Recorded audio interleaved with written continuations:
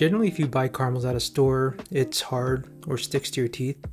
But if you want soft caramel, chances are you're going to have to make it yourself. And especially if you don't want some grubby ass hands all over your caramels, then pay attention. Here's how you make some cardamom caramels.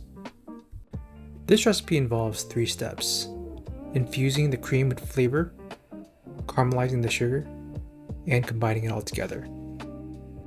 In terms of hardware, it's important to have a saucepan, a tall pot, a tray lined with parchment paper, a candy thermometer, a strainer, and oven mitts.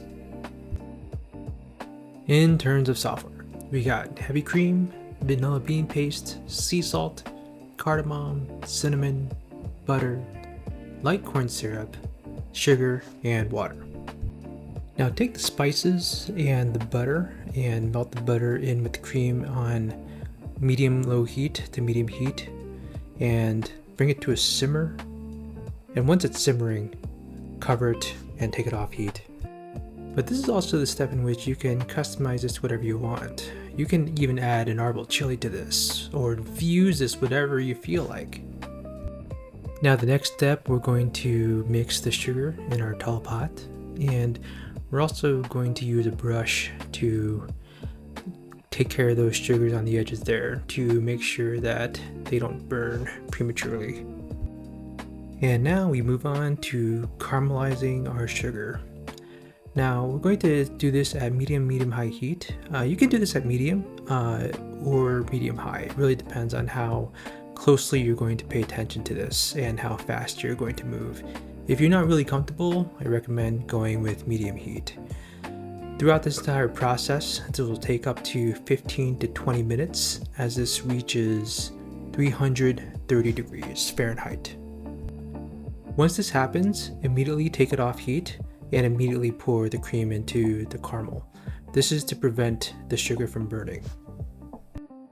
The biggest benefit to having a tall pot is while you're pouring, some stuff may sputter out, so having a tall pot will keep things splashing on you. Now mix vigorously until everything's incorporated and then bring it back to medium-high heat.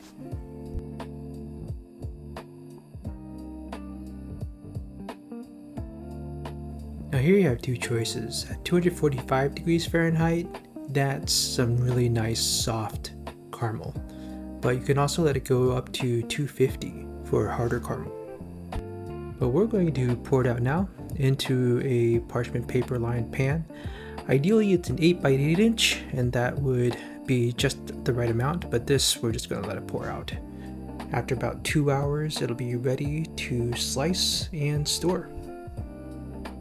You can roll it up and then slice it whenever you're going to bring it to the party, or you can just wrap it in a spoon and dip it in whiskey. I'm not your mom.